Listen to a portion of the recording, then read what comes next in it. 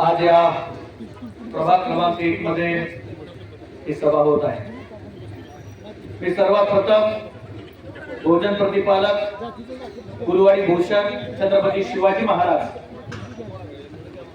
त्याचबरोबर भारतरत्न डॉक्टर बाबासाहेब आंबेडकर, अण्णाभाऊ साठे,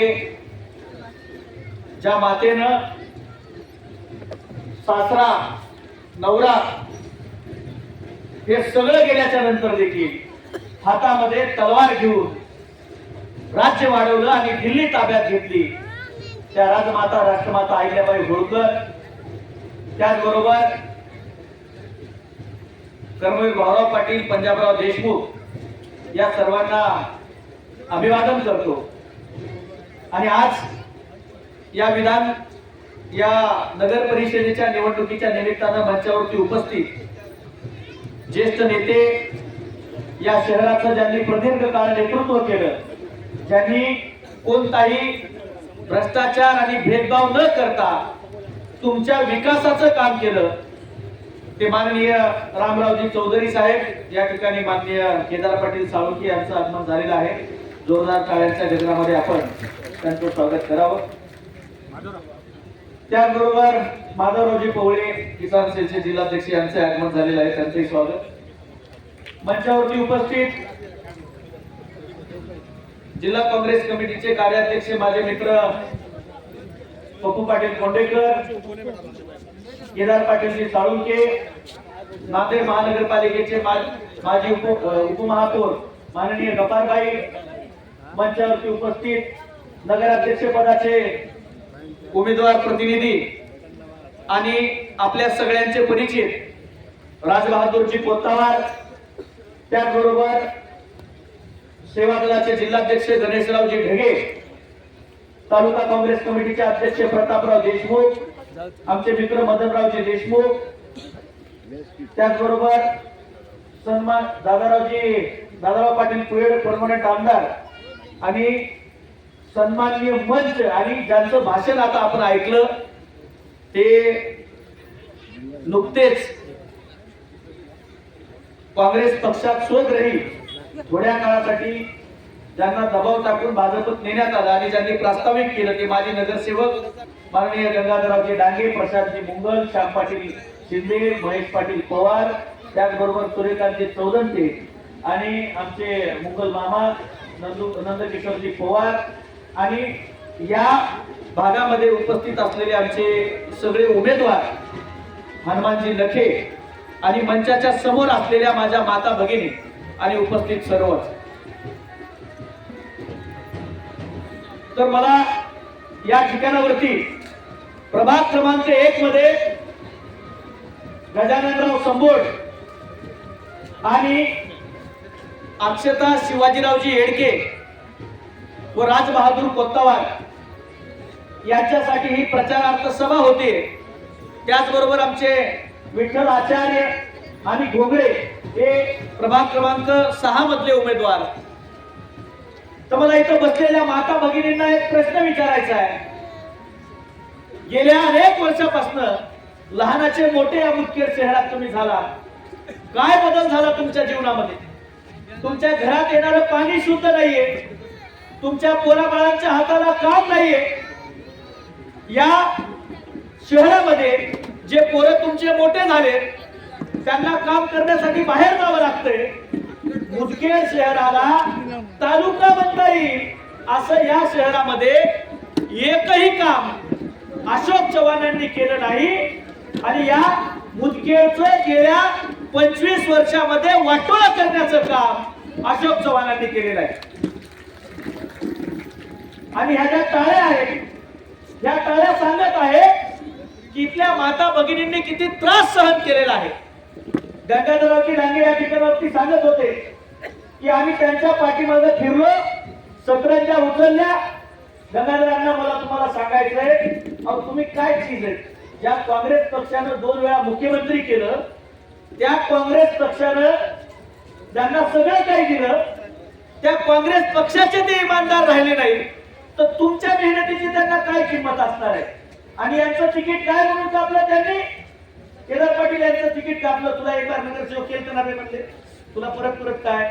मग जर हाच विकास असेल तर मग तुम्ही मुख्यमंत्री झाले, तुमच्या घरात इथली आमदारकी एका निष्ठावंतांना देण्याच्या ऐवजी स्वतःच्या घरात पत्नीला दिली आणि नंतर पुन्हा स्वतःच्या पोरीला दिली.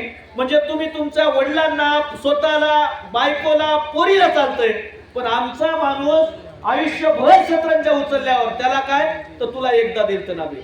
म्हणजे ही सत्ता ही स्वतःच्या घरामध्ये कोंडून ठेवायची आणि गोरगरिबांच्या पोरांचा वापर करायचा, हे अशोक चव्हाणांची नीती आहे. आणि म्हणून आपले पोरं त्यांच्या पाठीमागे फिरतात. मुदखेड मधल्या आमच्या पोरांना मला सांगायचंय, निवडणूक आल्या की निवडणुका आल्याच्या नंतर गल्ली बोळामध्ये माझे मुख्यमंत्री फिरत आहेत. का फिरत आहेत? जर विकास केला असता तर नांदेडवरनं त्यांनी तिथं जरी बसले असते तरी विकास जर इथं झाला असता तर आज गल्ली बोळामध्ये फिरायची त्यांना गरज पडली नसती. पण काहीच केलं नाही आणि म्हणून इथं तुम्हाला भूल थापा देऊन, तुम्हाला खोटं बोलून तुमचं मतदान विकत घेण्यासाठी आज इथं आलेले आहेत. अनेक पोरांच्या, अनेक कार्यकर्त्यांच्या आयुष्याचं वाटोळ करण्याचं काम त्यांनी केलं. याच प्रभागामध्ये काँग्रेस पक्षामध्ये आमचा एक मित्र होता, आज तो त्यांच्यासोबत भाजपमध्ये गेलेला आहे, ऋषिकेश. त्या पोराने प्रचंड तयारी केलेली होती, काँग्रेसमध्ये सुद्धा चांगलं काम करायचा, पण त्याच्या मेहनतीवरती पूर्ण पाणी फेरण्याचं काम त्यांनी केलं आणि त्याचे राजकीय करिअर, त्याचं राजकीय भवितव्य पूर्ण चव्हाणांनी संपवलेलं आहे. त्यामुळं हे उत्तर तुम्हाला द्यायचंय. म्हणजे तुमच्या घरात तुमच्या पोरीला चॉकलेट दिल्यासारखी पैशाने विकत घेऊन तुम्ही आमदारकी देताय आणि आमचे पोरं काय आभाळातून पडलेले आहेत का? यांनी सतरंजा उचलायच्या, घोषणा द्यायच्या, जिंदाबाद मुर्दाबाद करायचं आणि तिकिटाची वेळ आली की मग तुझ्याकडे पैसे किती आहेत, तू कोण्या जातीचा आहेस, तू खर्च किती करू शकतोस, असले फालतू प्रश्न विचारायचे. या मस्ती आलेल्या लोकांची मस्ती जिरवण्याची वेळ 2 तारखेच्या या निवडणुकीच्या माध्यमातून माय मावल्या तुमच्या हातामध्ये आलेली आहे. आणि ही वेळ आपल्याला चुकू द्यायची नाहीये. ही वेळ आपल्याला चुकू द्यायची नाहीये. कारण का, तर 5 वर्षातून एकदाच तुम्हाला बदला घ्यायची संधी भेटते आणि उरलेले 5 वर्ष ते तुम्हाला पिळवत असतात, तुम्हाला लुटत असतात. या मुदखेड शहराला 2009 साली मला वाटतं 2002 साली त्यांच्या हातात सत्ता गेली आणि 2002 साली त्यांनी सांगितलं, चौधरी काका काल सांगत होते की ते म्हणाले की या मुदखेड शहराचा मी चेहरा मोहरा बदलतो आणि मुदखेडची बारामती करतो म्हणले होते. बारामती झाली नाही, उलट आपल्याला भानामती केली त्यांनी. एक सुद्धा विकास झालेला नाहीये. आज अनेक प्रभागामधल्या बायकांना 2-2 किलोमीटर पाणी आणण्यासाठी बाहेर जावं लागतंय आणि तुमच्या प्रभागामध्ये तर जिथून नाली जाते त्या नालीमधूनच पियाच्या पाण्याची नळी घरात येते. जमाले काय हे बरं वाटायला का तुम्हाला? आणि म्हणून काँग्रेस पक्षाच्या माध्यमातून राजबहादूर कोत्तावार यांच्या नेतृत्वामध्ये आपल्या प्रभागातील तरुण तडफदार आमचा सहकारी गजानन संबोट यांच्या नेतृत्वामध्ये, त्याचबरोबर शिवाजी येडके, अक्षता शिवाजी येडके यांच्या नेतृत्वामध्ये आम्ही तुमच्या भागाचा चेहरा मोहरा खऱ्या खुऱ्या अर्थानं बदलणार आहोत. आणि मी ही गॅरंटी या सगळ्यांच्या साक्षीला तुमच्या समोर देतो की जर आम्ही जे आश्वासनं जाहीरनाम्यात तुम्हाला दिलेत माय मावल्यावा, तुमचे काम, मग पियाच्या पाण्याचं काम असेल, रस्त्यांचं काम असेल, नाल्यांचं काम असेल किंवा या भागाच्या विकासाचं काम असेल, ते विकासाचं काम जर आमच्या उमेदवारांनी पूर्ण केलं नाही तर युवक काँग्रेसचा जिल्हाध्यक्ष या नात्यानं तुम्हाला शब्द देतोय, माझ्या जरी पक्षाचे असले तरी यांच्या विरोधामध्ये पहिलं आंदोलन मी तुमच्यासाठी करेन. कारण आम्ही लबाड बोलणारे नाहीये, आम्ही खरं बोलणारे माणसं आहेत. परवाच्या दिवशी अशोकराव चव्हाण आले आणि गब्बारबाई ते स्कूटीवरती फिरले आणि डायलॉग मारला त्यांनी, आजा मेरे गाडी पे बैठ जा. आणि मग त्यांचे जे चेले चपाटे आहेत, भक्त मंडळी, केदार पाटील ते इतके खुश झाले, साहेबांनी काय भारी सांगितलं, याच्यावरती टाळ्या वाजू लागले. पण त्या दलिंद्राला कळण्यात चाललंय की आम्ही साहेबाला स्कूटीवरती फिरायची का टाईम आली, तर या मुदखेड शहरामध्ये कार फिरल असे रस्तेच त्यांना उभं करायला आलं नाही. असा एक सुद्धा रस्ता या ठिकाणावरती उभा करता आला नाही की जिथून कार जाईल. म्हणून स्वतःचं करंटे पण झाकण्यासाठी गाडी लांब लावून चालणं तर होत नाही, म्हणून गाडीवरती बसून जावं लागतंय. आणि म्हणून माय मावल्यावा आपल्याला हे लक्षात ठेवावं लागणार आहे. आणि हे लक्षात ठेवून येत्या 2 तारखेला काँग्रेस पक्षावरती आपल्याला व्यवस्थितरित्या मतदान करावं लागणार आहे. दुसरा मुद्दा, भाजपनं उमेदवारी कोणाला दिली? एक उमेदवार आहे भाजपचा, बलपेवाड नावाचा. त्याचबरोबर एक मिनिट, तर त्याने काय केलं मागच्या निवडणुकीमध्ये?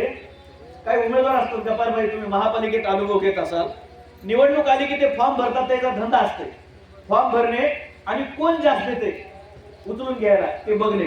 या पठ्ठ्यानं काय केलं, याचा एक फॉर्म भरला आणि घरचे दुसऱ्याचे 2 भरले, 3 फॉर्म, आणि पाकिट घेतले आणि फॉर्म उचलून घेतला. आता 5-6 वर्षाखालची गोष्ट आहे. आणि ते उचलून घ्यायला लावणारे कोण होते? हेच होते माजी मुख्यमंत्री. आणि त्यालाच पक्षात घेऊन आता भाजपनं तिकीट दिलेलं आहे. त्यामुळं 2 प्रकारची भाजप माय आपल्या मुदखेड शहरामध्ये. कशी? एक आहे आमच्या सोबत रामरावजी चौधरी आहेत, ते थोर भाजपचे नेते आहेत, थोर भाजपचे. आमच्या सोबत या ठिकाणावरती विठ्ठल आचार्य, जो इमानदार कार्यकर्ता होता, ज्यांनी भले आमचं भाजपचं जमत नसेल पण जी जुनी भाजप होती ना, ती आमच्या सोबत तत्वानं लढत होती आणि त्यांच्या सोबत तत्वानं लढत होतो. पण या थोर भाजपच्या डोक्यावरती आता चोर भाजप बसलेली आहे आणि या चोरांच्या हातानं या सगळ्या निष्ठावंतांचा गळा कापलेला आहे. आणि म्हणून या निवडणुकीच्या माध्यमातून ही संधी आहे आपल्याला की आपल्या मुदखेड शहराचा चेहरा मोहरा बदलवण्याची ही संधी आलेली आहे. आणि तुम्ही अजिबात घाबरून जाऊ नका. हे किती म्हणतील की आम्ही अमुक करू तमुक करू, 25 वर्ष काय झक मारली तुम्ही? हा सवाल इथं जेवढे कोणी तुम्हाला मत मागायला येतील त्या सर्वांना विचारायचा आहे. दुसरा महत्वाचा विषय मला तुम्हाला सांगायचा आहे. या मुदखेड शहरामध्ये छत्रपती शिवाजी महाराजांचा पुतळा अजूनही उभा करता आलेला नाही. या मुदखेड शहरामध्ये शिवाजी महाराजांचा पुतळा उभा करता आला नाही. मी गंगापट्टीचा आहे. आमच्या गावागावामध्ये खेड्यामध्ये सर्वसामान्य 1,000 लोकसंख्येच्या गावामध्ये भला मोठा पुतळे आम्ही उभे केलेले आहेत. पण एवढ्या मोठ्या मुदखेडमध्ये शिवाजी महाराजांचा पुतळा नाहीये. डॉक्टर बाबासाहेब आंबेडकरांच्या पुतळ्याची तर यांनी इतकी विडंबना त्या ठिकाणी केली की पुतळ्याची जागा तशीच प्रलंबित होती. अनेक वर्ष तिथं मागणी करतायत की बाबासाहेबांचा पुतळा झाला पाहिजे, पण बाबासाहेबांचा पुतळा काही करत नाही. मग मध्येच लोकांच्या दबावामुळे तिथं पुतळा बसवण्यात आला. पण माजी मुख्यमंत्र्यांनी तो पुतळा त्या ठिकाणावरती काढायला लावला आणि सांगितलं आम्ही परत बसू. 2 वर्ष झालं या घटनेला, पण बाबासाहेबांचा पुतळा नाहीये.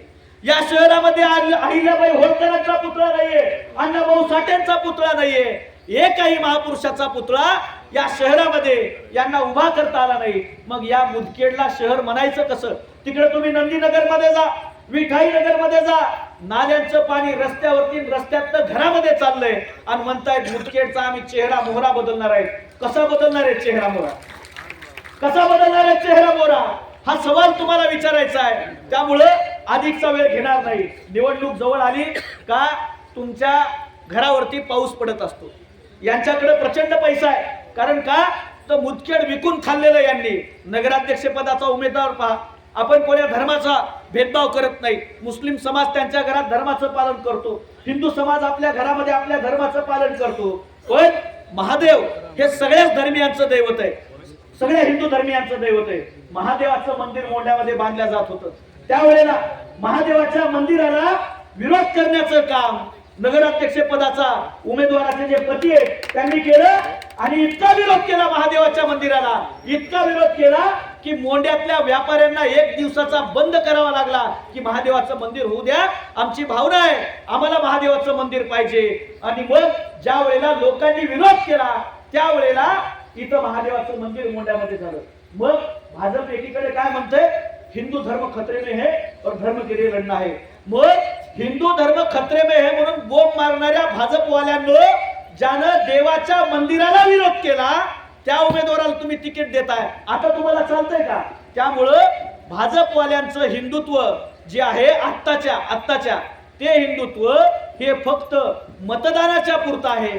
म्हणून येत्या 2 तारखेला आपल्याला काय करायचंय, या मुदखेड शहरामध्ये आम्ही सांगितलेलं आहे, आमची सत्ता राजबहादूर कोत्तावरांच्या नेतृत्वामध्ये आल्याच्या नंतर छत्रपती शिवाजी महाराजांचा पुतळा या मुदखेड शहरामध्ये अत्यंत सुशोभितपणानं आम्ही उभा करून दाखवू 1 वर्षाच्या आतमध्ये. हा शब्द मी या ठिकाणावरती तुमच्या समोर देतोय. बाबासाहेब आंबेडकरांचा पुतळा या मुदखेड शहरामध्ये परवानगी घेऊन आम्ही उभा करून दाखवू. अहिल्याबाई होळकरांचं स्मारक सुद्धा या मुदखेड शहरामध्ये आम्ही आपल्या समोर उभा करून दाखवू. अण्णाभाऊ साठेंचं जेवढे महापुरुष आहेत त्या सगळ्यांचं स्मारक होईल आणि सुशोभित पद्धतीने होईल. त्याचबरोबर या मुदखेड शहरामध्ये उत्कृष्ट रस्ते, उत्कृष्ट नाल्या देखील बांधण्याचं काम करू. आणि हा शब्द तुम्हाला देतोय की हे सगळं जर झालं नाही तर तुमच्या सोबत मी, पप्पू पाटील, आम्ही सगळे मंडळी यांच्या विरोधात भांडू. पण तुम्हाला सांगतोय की राजबहादूर कोत्तावार हा एक घाव दोन तुकडे करणारा कार्यकर्ता आहे.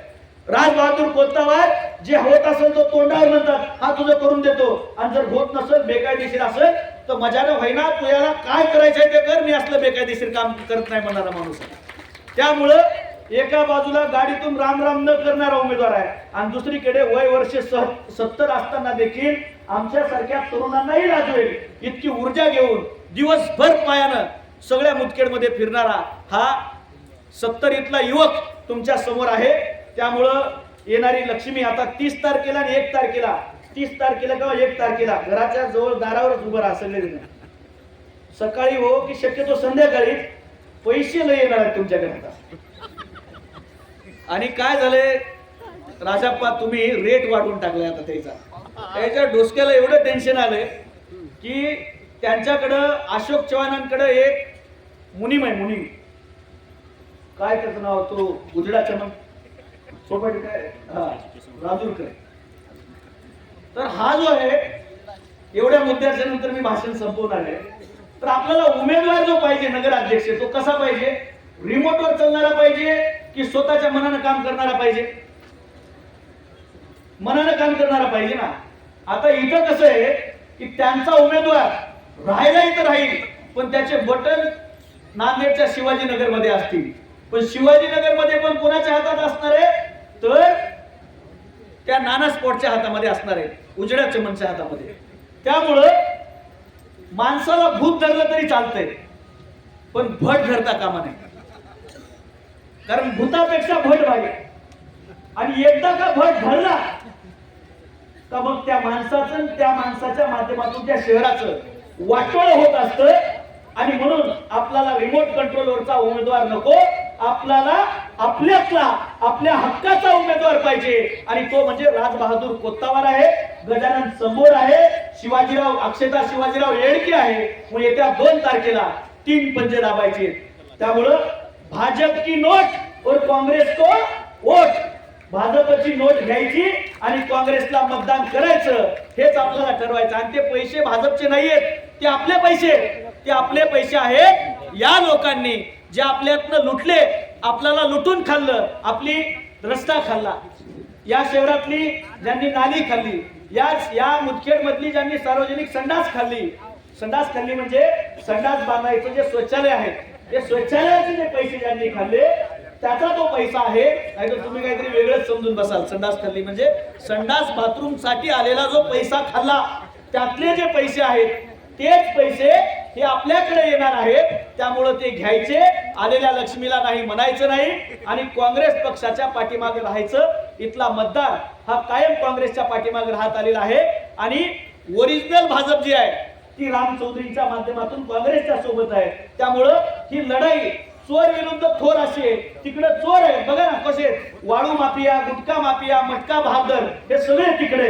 आणि आमच्या संघ कोण आहे? सर्वसामान्य आपल्या समोर असलेले राजबहादूर कोत्तावार असतील, गजानन संबोर असतील, किंवा येडके असतील, किंवा आचार्य जे असतील, गोगळे साहेब असतील, असे आमच्याकडे देशभक्त माणसं आहेत. त्यामुळं आपण इमानदारांच्या पाठीमागे राहावं आणि येत्या 2 तारखेला पंजा निशाणीवरती आपलं बटन दाबावं. आपण इथं पंजाला बटन दाबलं की तुमचा गडूळ पाण्याचा बदला, तुमच्या इथल्या शहराच्या भकासपणाचा बदला हा तुम्ही इथं पंजाचं बटन दाबलं की त्याचा करंट नांदेडच्या शिवाजीनगरला नीट अशोक चव्हाणला लागणार आहे. पंजाचं बटन तुम्ही इथं दाबलं की झटका अशोक चव्हाणला लागणार आहे तिकडं. त्यामुळं ही बदला घेण्याची संधी आपल्याला या मतदानाच्या माध्यमातून आलेली आहे. ती संधी आपल्याला जाऊ द्यायची नाहीये. बाकी राम चौधरी काका आणि बाकी सगळे नेते मंडळी या ठिकाणावरती बोलतील. आपण एक बारचा हात वर करून मला सांगा की भाजप की नोट और काँग्रेस को देणार काय? दाखवा पंजा, नाहीतर तुम्ही म्हणसाल सगळे जर हात वर केला वरचं काँग्रेस पक्षाचा, तर आपल्या शहरामधनं ही कीड कायमची घालवायची. मला महिलांवर विश्वास आहे, कारण यांना माहिती आहे की लाडकी बहीणच्या नावाखाली यांचं इतकं फसवणूक झालेली आहे. 2100 देतो म्हणला होता दलिंदर फडणवीस, म्हणला होता की नाही माहिती? दिले काय 2100? 2100 तर दिलेच नाही, पण तुमचा गॅस 450 1250 नेलाय आता. तेल 120. आधी बघा हे माय मौल्यांच्या ज्या टाळ्या आहेत ना त्या त्यांच्या आहेत. त्याचबरोबर तेल होतं